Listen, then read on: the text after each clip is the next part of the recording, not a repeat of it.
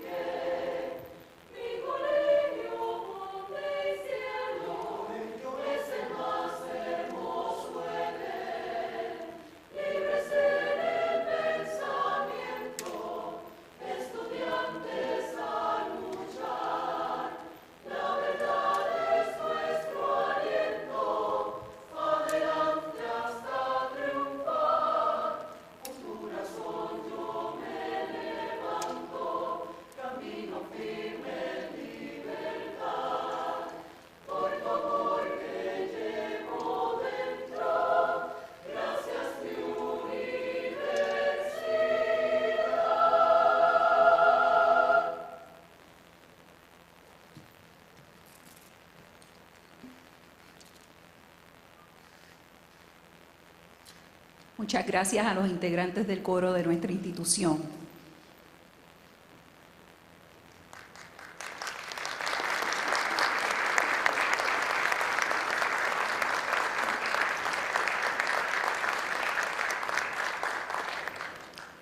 Damos inicio ahora a los actos de nuestra lección magistral y dejo con ustedes al doctor José N. Caraballo, nuestro rector.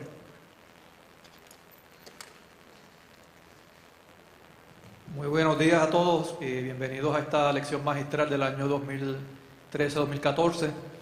Un saludo muy especial al doctor Francisco Catalá, nuestro orador. Le agradezco mucho su disponibilidad para estar con nosotros el día de hoy y dirigirse a nuestra facultad y estudiantes. Un saludo a los decanos, a los miembros del Senado, facultad, estudiantes y otras personas que nos visitan. Sé que la conferencia de hoy va a estar sumamente interesante. Así que no voy a tomar más tiempo para dejar que continúen los trabajos. Tengan todos un buen día. Gracias, rector. Para presentar a nuestro orador invitado, dejo con ustedes a la doctora Gloribís Rosario, nuestra decana de Asuntos Académicos.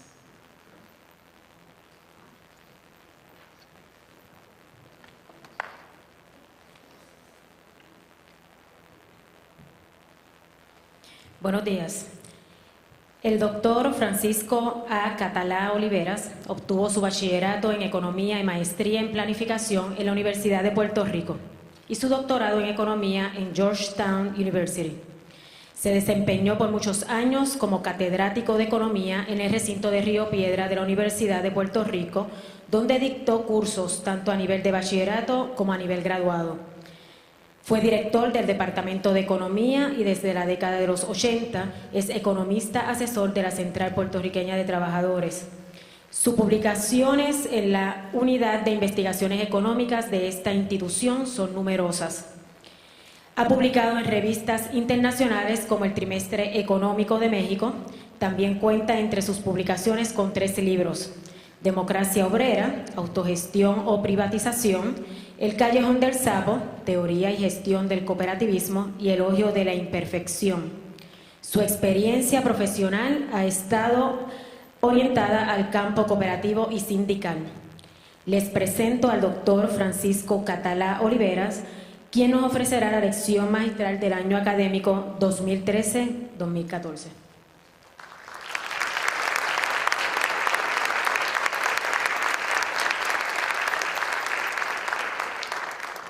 Señor rector, decanos, miembros del Senado académico, colega del claustro, estudiantes, amigos. En primer lugar, mi agradecimiento por concederme esta oportunidad. Dirigirme a ustedes realmente me honra profundamente. Espero estar a la altura de ese reconocimiento.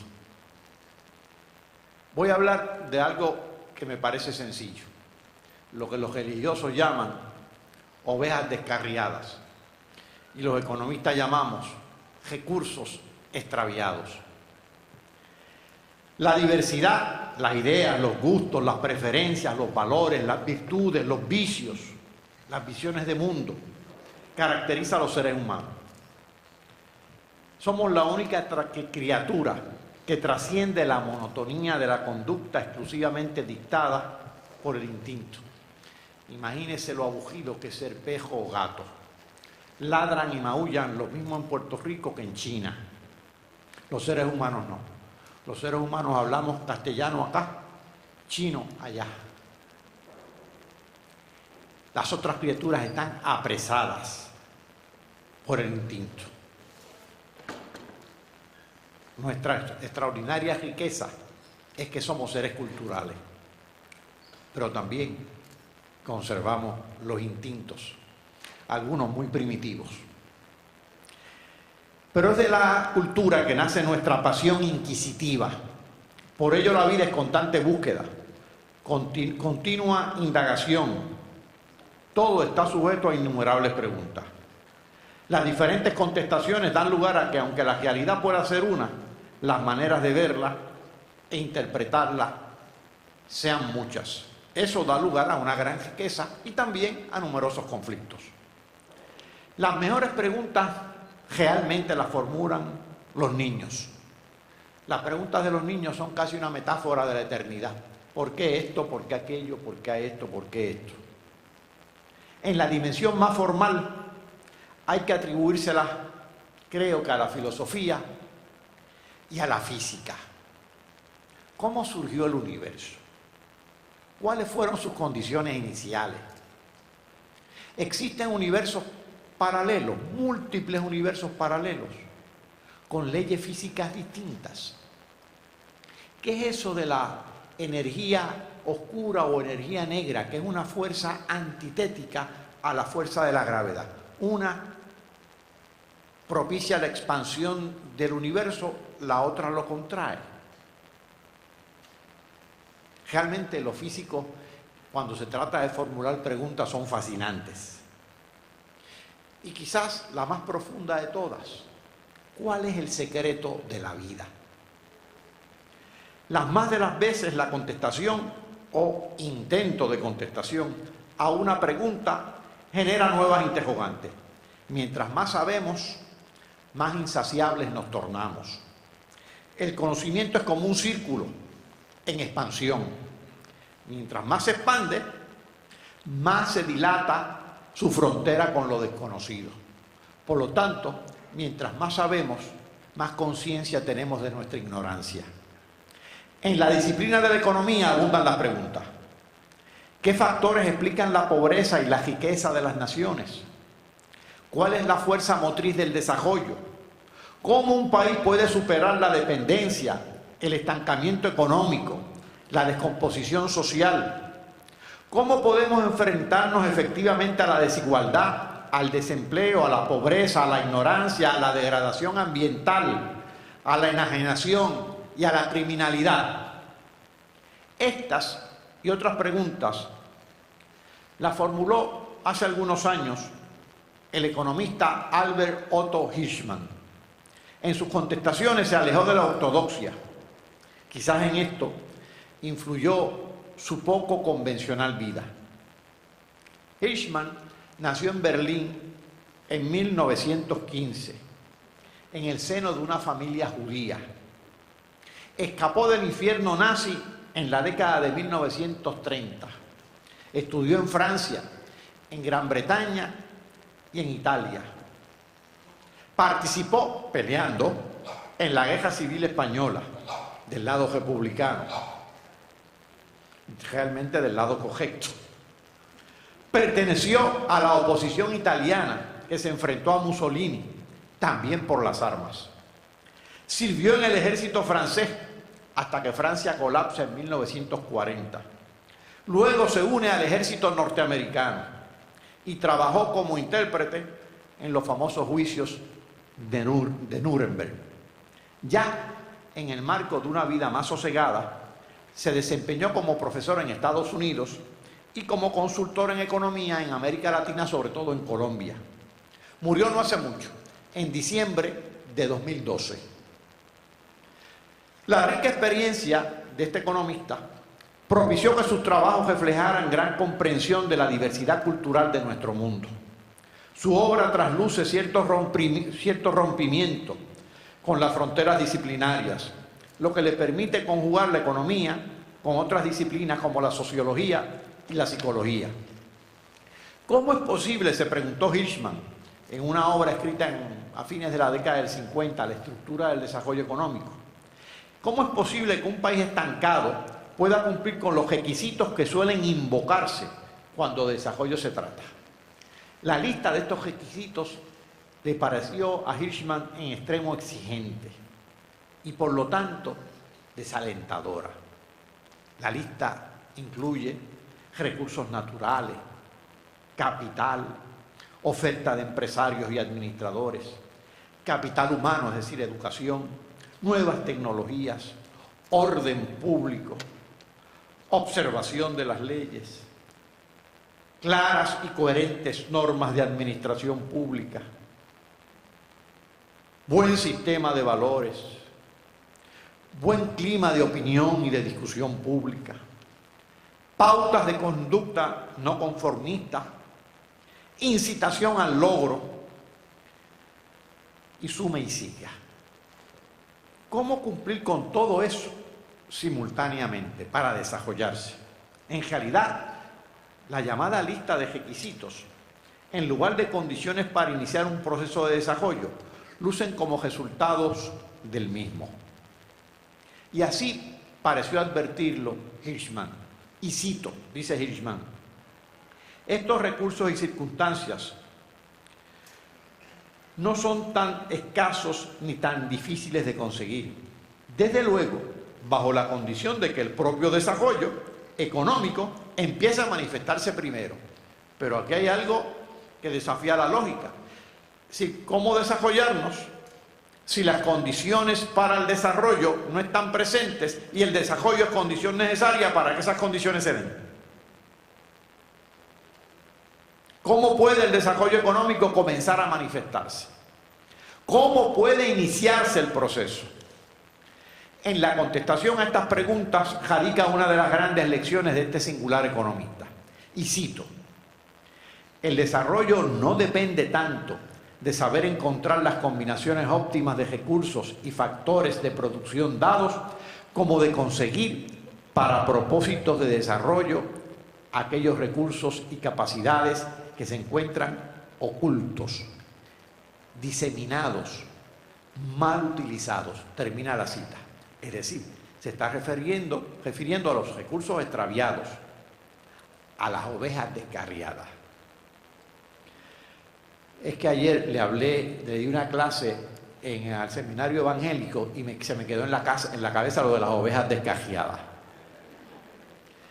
Para respaldar este punto de vista y establecer la importancia del diseño institucional, Hirschman cita a otro economista, Harry Pearson, y cito: siempre y en todas partes existe una disponibilidad potencial de excedentes. Lo que cuenta es el método institucional de hacerlos reales, de hacer un llamado especial, de ahorrar un monto adicional, de idear lo que se va a hacer con el excedente. Termina la cita. Dicho de otra forma, cuando el andamiaje institucional de la sociedad es inadecuado, es decir, cuando las maneras de ver, organizar y hacer las cosas es disfuncional, se extravían y dilapidan recursos, se obstaculizan gestiones innovadoras y se ignoran o desprecian recursos que están al alcance de la mano, sean estos tangibles como tierra o capital, o intangibles como destrezas, conocimientos, experiencias históricas, posición geográfica, acervo cultural. Son estos bienes o recursos intangibles los que con mayor facilidad se nos pierden. Sin ellos tampoco pueden movilizarse adecuadamente los recursos tangibles, como tierra, capital y trabajo, los famosos recursos clásicos. La subordinación política o colonial y la dependencia psicológica y económica no constituyen una buena brújula para dar con los recursos extraviados. En todo caso, contribuyen a la división y a la ceguera. Sin embargo, hay dos instancias en la historia de Puerto Rico que juzgamos particularmente aleccionadoras. La primera fue encabezada por un funcionario del Imperio Español hace 200 años. La segunda la dirigió un funcionario del Imperio estadounidense hace alrededor de 70 años. Ninguna de las dos alteró el régimen político. Ninguna de las dos supuso una gesta revolucionaria, ni violenta, ni pacífica. Pero, aunque coloniales y pasajeras, representaron un momento de alteración institucional orientada a la búsqueda de recursos extraviados. Y me parece que son dos instancias importantes. Durante muchos años Puerto Rico fue poco más que un puesto militar, sostenido eminentemente por transferencias provenientes de México, el famoso situado mexicano. Estas transferencias se suspendieron en 1809, cuando comenzaban a gestarse las guerras de independencia en el continente, sobre todo en México. La crisis en las finanzas públicas y en el país no se hizo esperar. El gobierno estaba endeudado. Le debía hasta a la Iglesia Católica. El capitán general pasaba el cepillo. Para esa época, la población no sobrepasaba los 200.000 habitantes. Y aquí viene el acontecimiento a que hice referencia, el primero. El 11 de febrero de 1813 arribó a Puerto Rico con su nombramiento de intendente Alejandro Ramírez. En un escrito publicado en el Diario Económico de 1814, Alejandro Ramírez describe su primera impresión de Puerto Rico y acusa el daño provocado por la dependencia, es decir, por el situado. En breves palabras, resume el problema al referirse a Puerto Rico. Cito: he llegado a un país en que se había descuidado el fomento de la propia riqueza, en la confianza de que los situados llenarían siempre el hueco. Termina la cita. ¿Qué es el descuido del fomento de la propia riqueza, sino el extravío de los recursos? ¿Qué hizo Alejandro Ramírez ante esta situación? Recuerden la situación: gobierno endeudado, acostumbrado a la dependencia que la termina el 1809 con el fin del situado mexicano, y una gran economía informal, porque aquí lo que había era contrabando, es decir, un enclave militar y unos satélites poblacionales dedicados al contrabando. Eso era lo que había. Ese era el Puerto Rico de principios del siglo XIX, con 180.000, 190.000 habitantes. ¿Qué hizo, repito, Alejandro Ramírez? Primero, organizó lo que hoy llamamos Departamento de Hacienda. Rearticuló el sistema impositivo. Tú tienes esclavos, eso es propiedad, vas a pagar por el esclavo contribuciones. Recuerden que estaba imperante el sistema esclavista, que lo tuvo hasta 1873. Reestructuró el gasto público. y intentó fomentar 3 sectores: agricultura, industria y comercio. Se catapultó la industria cañera y luego el café, el tabaco y el comercio. Recuerden que la industria cañera se convierte en la primera mitad del siglo XIX en un rubro de exportación importantísimo, sobre todo hacia Norteamérica. Luego, en la segunda mitad del siglo XIX, pierde alguna importancia relativa, la gana el café orientado hacia el mercado europeo. Cuando los norteamericanos invadieron en 1898, no encontraron un país rico, ciertamente, pero tampoco encontraron un reguerete de gente sin sentido de identidad. Encontraron un país productivo de cerca de 1 millón de habitantes, con sus particulares y distintivas expresiones culturales. De haber continuado el situado, es muy probable que hubiesen encontrado un enclave militar con satélites poblacionales sin mayores expresiones de misión o propósito, viviendo sentados sobre recursos extraviados. La segunda instancia histórica, más reciente, y que sirvió de antesala al proceso de modernización de la segunda mitad del siglo XX, fue la gobernación de Héctor Togwell de 1941 al 46, 5 años. Alejandro Ramírez estuvo en Puerto Rico 3 años. De aquí pasó a hacer lo mismo en Cuba. Había venido de Centroamérica. Togwell viene de ser un oficial, un funcionario clave del nuevo trato de Roosevelt.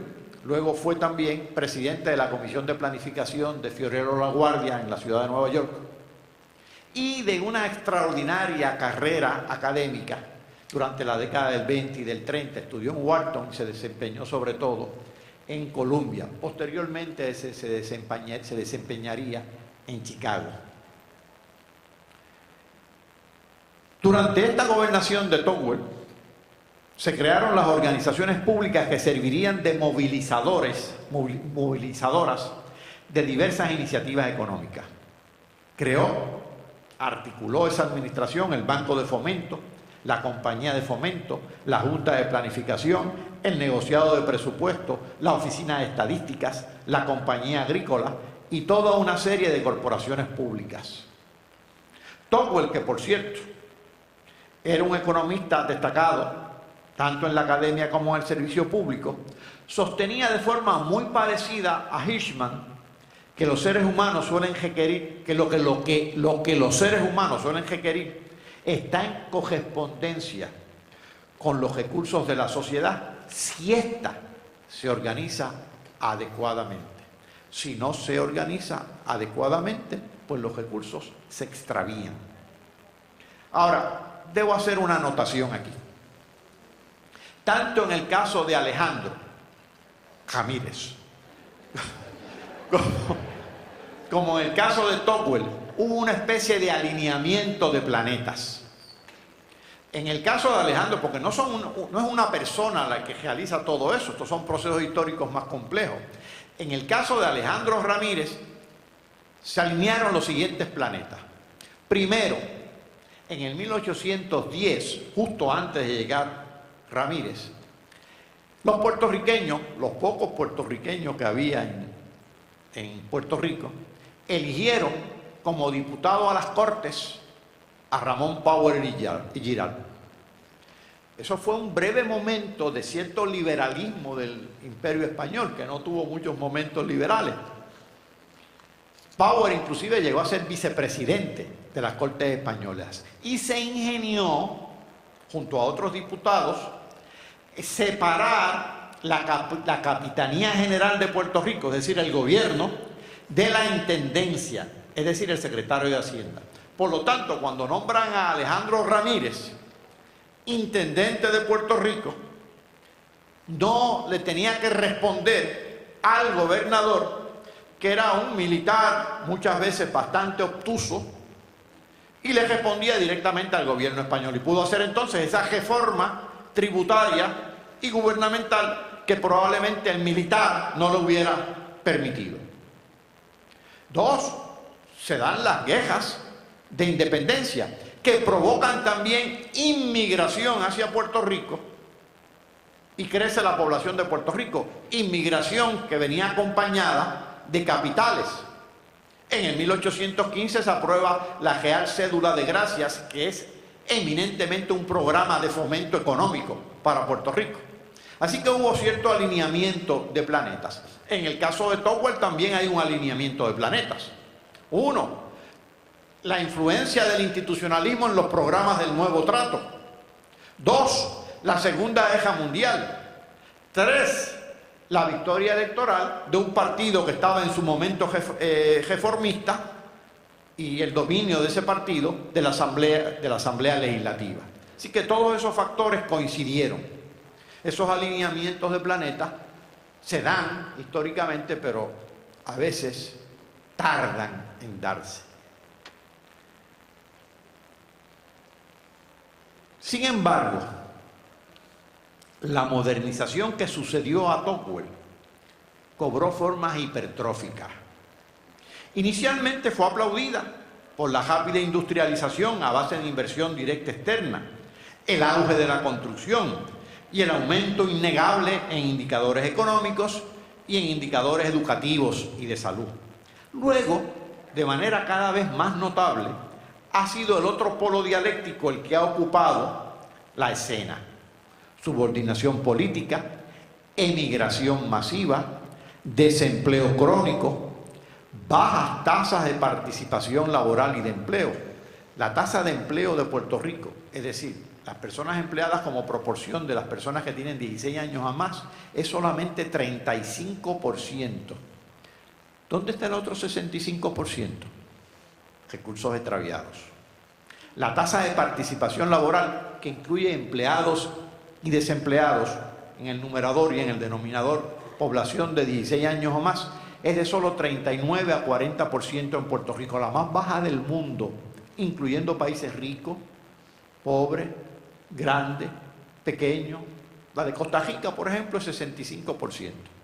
La de Estados Unidos sobrepasa el 60%. La de Singapur debe estar cerca del 70%, para que tengan algunos puntos de referencia.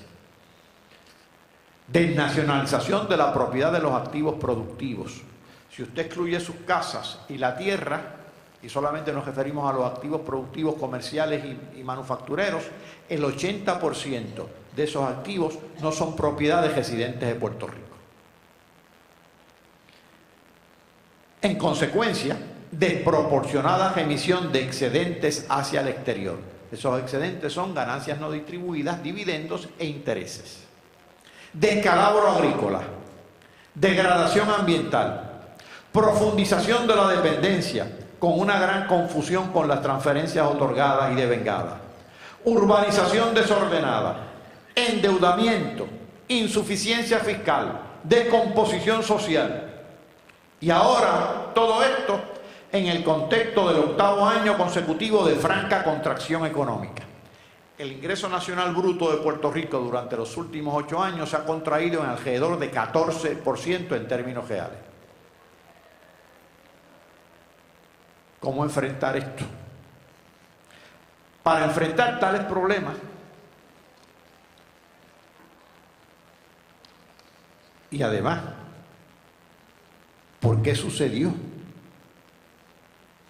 Antes de enfrentar los problemas, una nota al calce. El andamiaje institucional montado por Tocqueville del 41 al 46, ya desde el 47, 48, 49 empezó a alterarse y ha continuado alterándose negativamente hasta el día de hoy. La Junta de Planificación, que era una agencia independiente, se convirtió en una dependencia adscrita a la oficina del gobernador, por lo tanto politizable, y ha venido a menos. La compañía de fomento se concibió como incubadora empresarial, luego se convirtió en una mera dependencia de la Administración de Fomento Económico, ahora Departamento de Desarrollo Económico, inscrita en la promoción de capital externo, dejó de ser incubadora.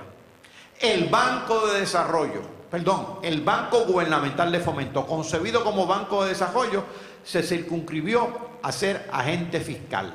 Eso en el 1985 trató de compensarse con un banco de desarrollo, pero relativamente modesto.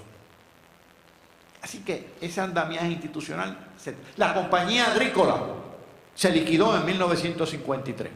La compañía agrícola tenía un barco ya la Reina del Mar para explorar el Caribe y así examinar el potencial pesquero de nuestras aguas. Tenía laboratorios en Vieques, por cierto. Eso pues naturalmente fueron expulsados en el 47. No naturalmente, sino por la Marina, que de natural no tiene nada. Así que todo eso se descontinuó. ¿Cómo enfrentar nuestra situación? Hirschman comenzaría por rescatar un recurso extraviado muy particular: la voz. En un excelente ensayo publicado en 1970, Hirschman acuñó la dicotomía de salida y voz. Por salida entiende la opción de escape, ya sea buscando un proveedor alterno, o rompiendo una relación, o emigrando del país. La voz se define como expresión pública que demanda acción. La salida y voz pueden, aunque no siempre, debilitarse mutuamente. Generalmente es la salida la que ahoga la voz. Hirschman ofrece varios ejemplos para ilustrar este punto. En la instancia del mundo económico se refiere a la facilidad con que los especuladores compran y venden acciones en la bolsa de valores. Estas salidas características del mercado financiero les permiten a los accionistas divorciarse de la gestión empresarial o del ejercicio de la voz en la economía real, en la que produce artículos y servicios. En otras palabras, la salida de la especulación en el mercado de valores desplaza a la voz de los autores en los procesos propiamente productivos, raíz de la crisis financiera traducida luego en una recesión generalizada. Es decir, la salida de los capitalistas financieros ahoga la voz de los capitalistas emprendedores. Para los individuos que intercambian acciones y bonos en la bolsa de valores, la inversión se concibe como algo líquido, nominal.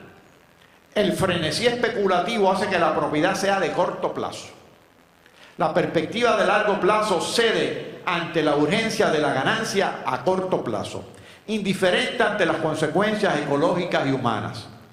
Sin visión de largo plazo es imposible, por definición, el compromiso con lo que sea o con quien sea.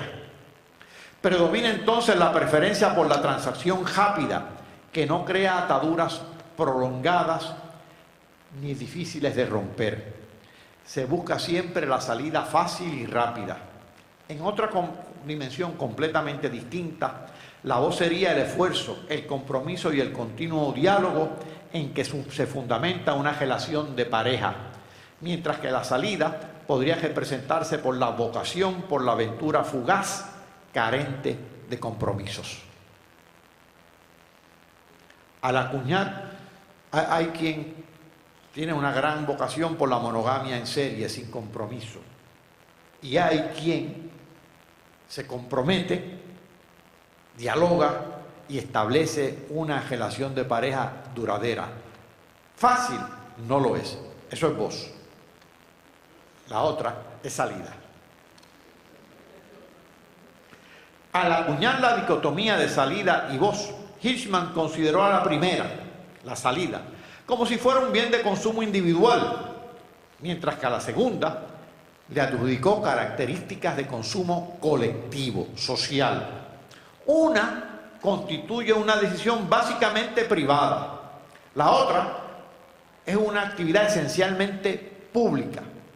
Basta ejercer la voz para que se convierta en bien público que genera beneficios más allá de los que la ejercen. Así, por ejemplo, las demandas por un mejor ambiente constituyen ejercicios de voz que benefician también a los que permanecen mudos e indiferentes. Cuando las naciones se desdibujan, cuando las comunidades se debilitan, se torna difícil la acción concertada para enfrentar problemas sociales. Al irse apagando la voz, que es palabra y acción política, política en el buen sentido de esa expresión, porque que muchos malos sentidos tiene, domina entonces su antítesis, la salida. Los problemas que requieren de acción colectiva para su solución se delegan paulatinamente al ámbito individual. Así, ante la criminalidad, se recurre a la paradójica salida del encerramiento en casas protegidas por guardias privados. Ante las fallas de agua y luz, se comienzan a instalar cisternas y plantas eléctricas domésticas. Y ante la pobreza de la escuela pública, se opta por la salida de la escuela privada. Estas salidas provocan una deserción de aquellos que probablemente disponen de más recursos para ejercer la voz. No lo hacen. Se refugian en salidas que, aunque bien intencionadas y muy razonables desde la óptica individual, solo son paliativos que no solucionan los problemas de fondo. Ni la criminalidad, ni las fallas en los servicios públicos, ni la insuficiencia educativa pueden confrontarse efectivamente a nivel social con salidas individuales. Y menos si tales salidas, por los recursos que requieren, segmentan la sociedad y tornan abismal la distancia social y la desigualdad. La intensificación de los problemas es inevitable si la gestión colectiva, la voz política, no se convoca adecuadamente para enfrentarlos. Poco a poco, la cultura del individualismo se apodera de todos nosotros, muy a tono con un espacio de consumo público mezquino, junto a un espacio de consumo privado glotón. Baste citar, a manera de ilustración, la carencia de un sistema de transportación pública y, por lo tanto, la necesidad de valerse del sistema de transportación privada más caro e ineficiente del mundo. Casi 3 millones de automóviles privados para 3.7 millones de habitantes en un territorio de cerca de 9.104 kilómetros cuadrados. Absurdo y costoso, costosísimo en términos de los automóviles, de gasolina y de carretera, cada vez más mala. Otro ejemplo que ilustra la carencia de voz y el uso desmedido de la salida es el contraste entre las escuelas y los centros comerciales. La educación pública en Puerto Rico, la que se dice que goza de la más alta prioridad, es a todas luces inadecuada. Parece estar en estado de sitio por la pobreza académica, la falta de materiales, la insuficiencia infraestructural y por todos los problemas sociales que se puedan concebir. Ese sistema escolar, que en ocasiones parece que está a punto de colapsar, coexiste con unos espaciosos y atractivos templos de consumo individual que se han convertido en el punto de referencia obligado a lo ancho y a lo largo de todo el país.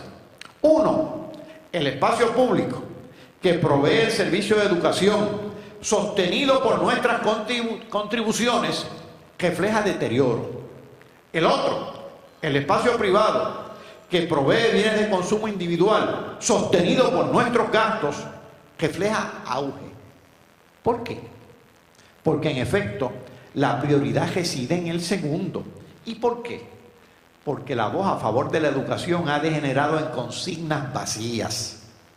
La prioridad no puede circunscribirse a una asignación presupuestaria. ¿Acaso hay prioridad cuando se cuenta con maestros carentes de formación y motivación? ¿Acaso hay prioridad cuando se cuenta con padres indiferentes que ni a la escuela van? ¿Acaso hay prioridad cuando se cuenta con suplidores privados con oscuras relaciones contractuales con el Departamento de Educación? ¿Acaso hay prioridad cuando se cuenta con una burocracia politizada? Mientras tanto, la salida hacia el centro comercial se ha convertido en un escape cómodo, conveniente y necesario. 30 millones de pies cuadrados de centros comerciales. Todos los puertorriqueños cabemos a la misma vez en ellos. Todos. Piénselo bien, son 30 millones de pies cuadrados, cerca de 4 millones de habitantes. Divida 30 millones entre 4 millones y dígame usted si todo tiene 6 o 7 pies cuadrados por habitante. Así que usted tiene 7 pies cuadrados en el centro comercial. Limpios, con aire acondicionado. Se puede comer en el piso de ellos y las escuelas son un desastre.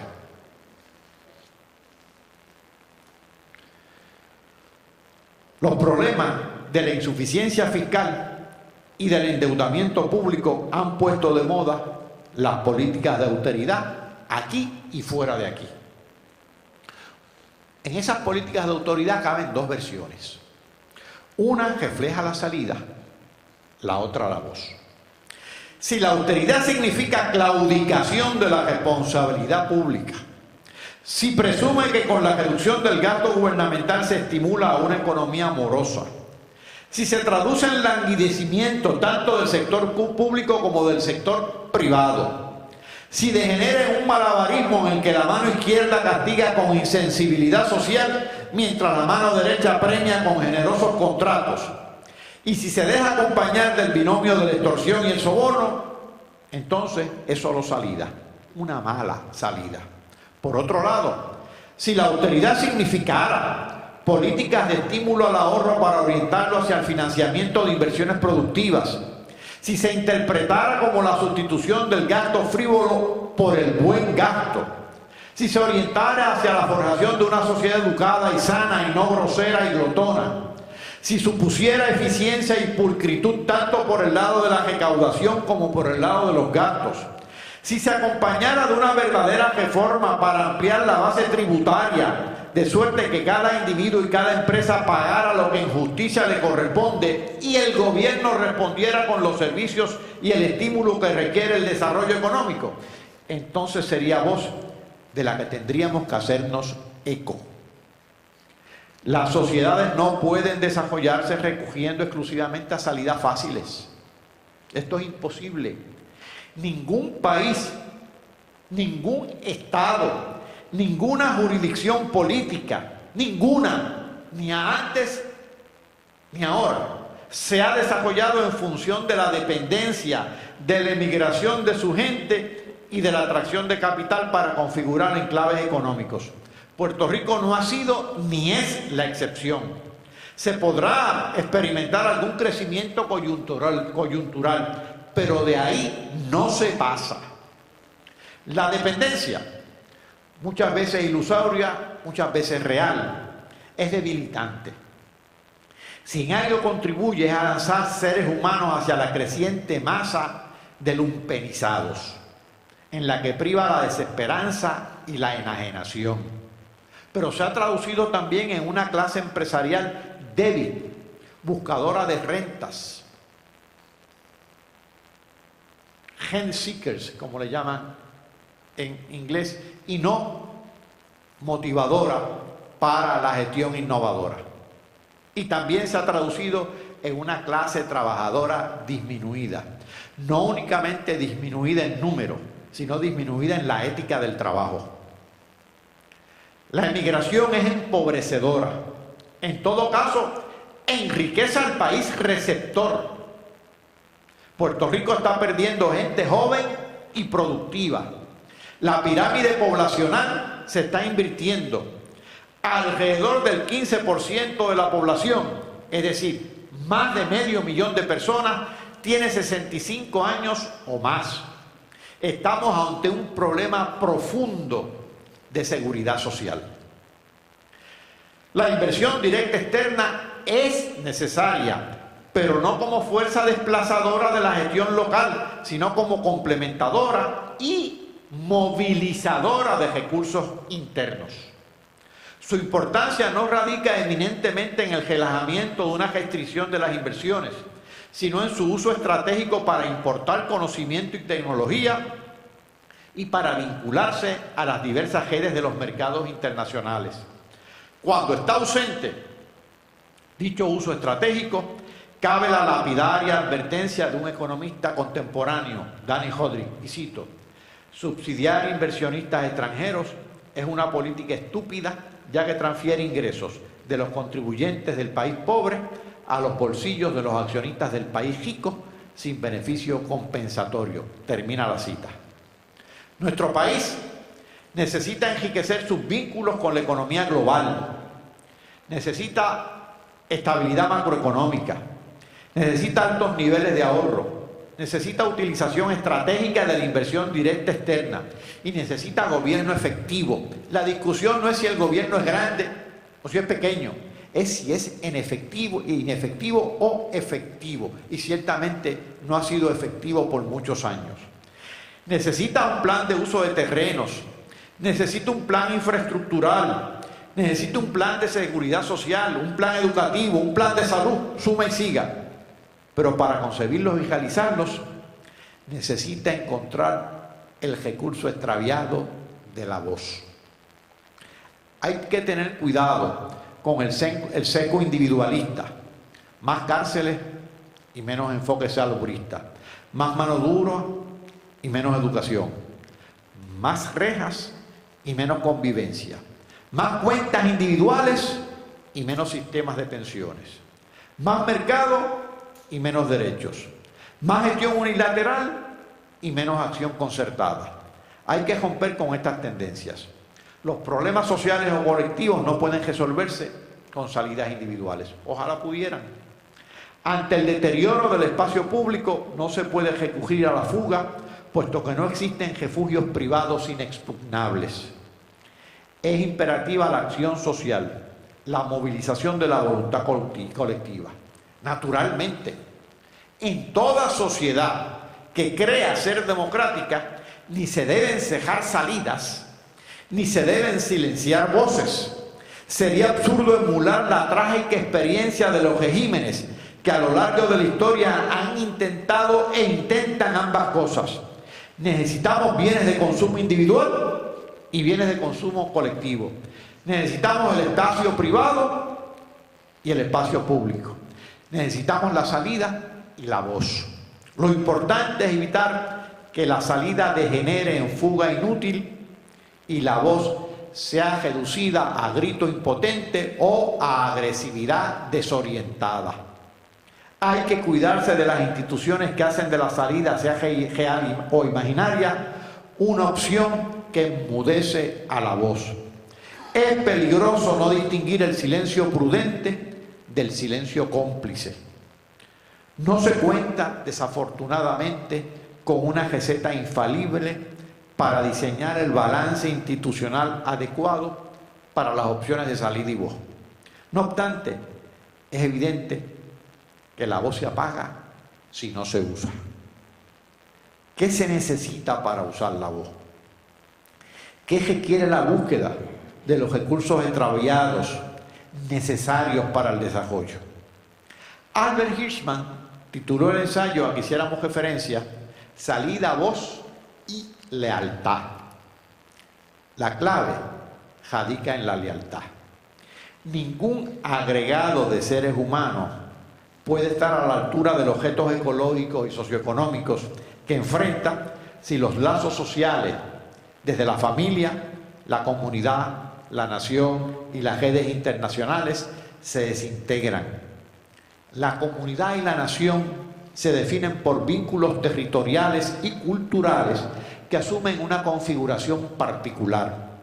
Presumir superioridad de una sobre otra, sojuzgarla, eliminarla o negarla, constituye un crimen monstruoso que disminuye la riqueza del pluralismo, sello distintivo de la humanidad. Desafortunadamente, el desprecio y la deslealtad hacia el propio país existen.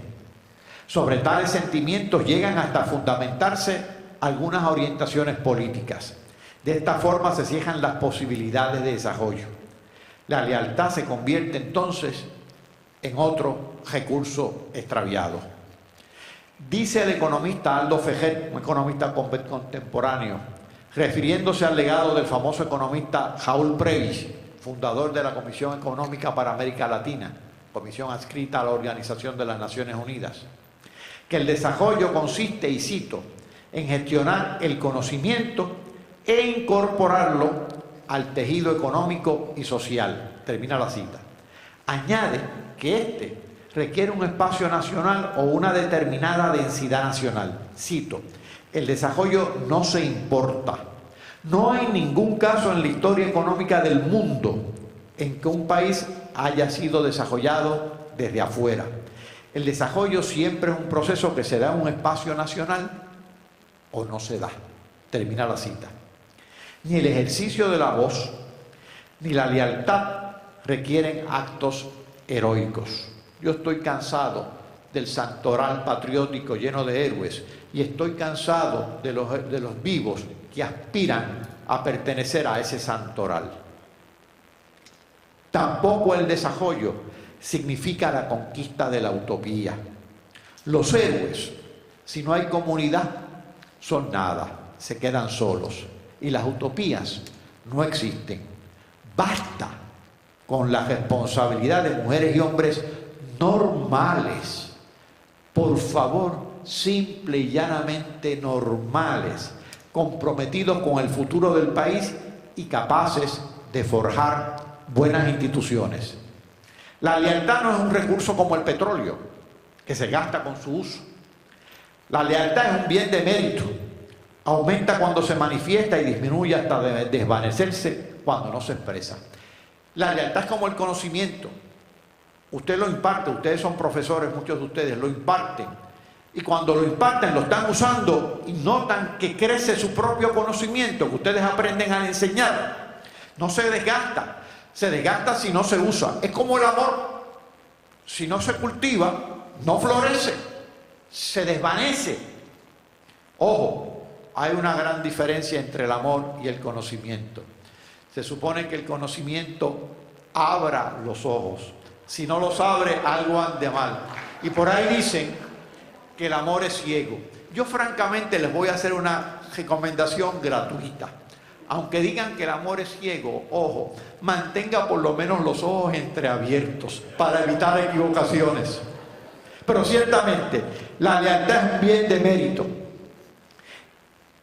El desarrollo depende sobre todo de los bienes de mérito. También son bienes de mérito la confianza, la amistad, la integridad, la libertad, la igualdad, el respeto a la naturaleza y la sensibilidad hacia la justicia. Estamos en un recinto de la Universidad de Puerto Rico. Se dice que la responsabilidad de las universidades se resume en el cultivo del conocimiento. Es decir, ustedes tienen que cultivar la vocación inquisitiva. Dije inquisitiva, no inquisitorial, que por ahí también existe. Desafortunadamente, también este recinto, todos los recintos de la universidad, que son un espacio privilegiado para el ejercicio de la voz, ha enmudecido un tanto. Por distintas razones, no necesariamente por la maldad de nadie. También el deterioro de la ética del trabajo ha afectado, como a todo el país, a la Universidad de Puerto Rico. También en la Universidad de Puerto Rico, estudiantes y profesores entran y salen comprometidos con compromisos contractuales ajenos a la universidad. El tiempo completo solamente existe nominalmente. No ha sido sustituido por el tiempo parcial, ha sido sustituido por la prisa. Nuestra voz universitaria se ha deteriorado y tenemos un espacio privilegiado para el uso de la voz. Las universidades han sido claves en el desarrollo de muchos países. ¿Qué hizo Estados Unidos? El gobierno federal sobre todo, y los gobiernos estatales. Una red de universidades públicas, por cierto, en los 50 estados. Una red de cajeteras transestatales. Sin esa red de educación y sin esa red de comunicación, ese país no se hubiera desarrollado. Y eso fue gestión pública. ¿Cuáles son nuestras armas para ejercer la voz? La enseñanza, la investigación, el análisis crítico, el diálogo. Esa gestión es deber indelegable de todo universitario. A esa gestión le debemos lealtad y ese recurso extraviado tiene que ser rescatado. Muchas gracias.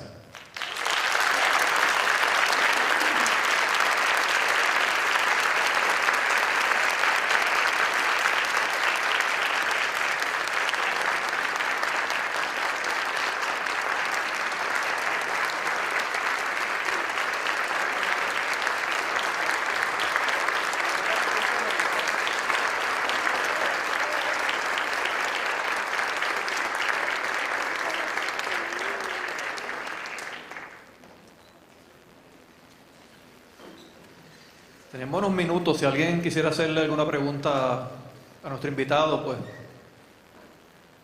pueden hacer en confianza.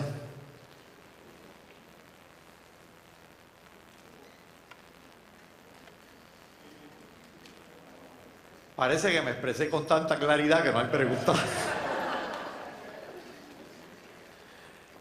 Muy bien, pues entonces vamos a hacerle en nombre, ¿verdad?, de todos nosotros aquí de la Universidad de Puerto Rico en Calley un obsequio a nuestros invitados.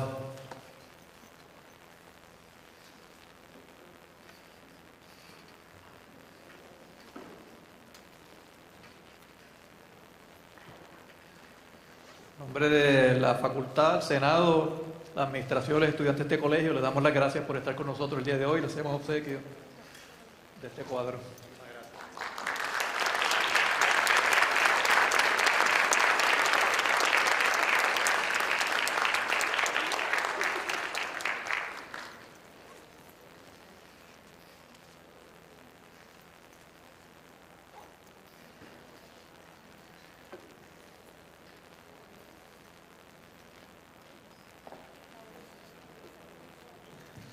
Damos de esta forma terminada nuestra lección magistral. Agradecemos la presencia en esta mañana de nuestra facultad, rector, decanos, y que disfruten el resto del día. Muchas gracias a nuestro invitado especial también por su ponencia.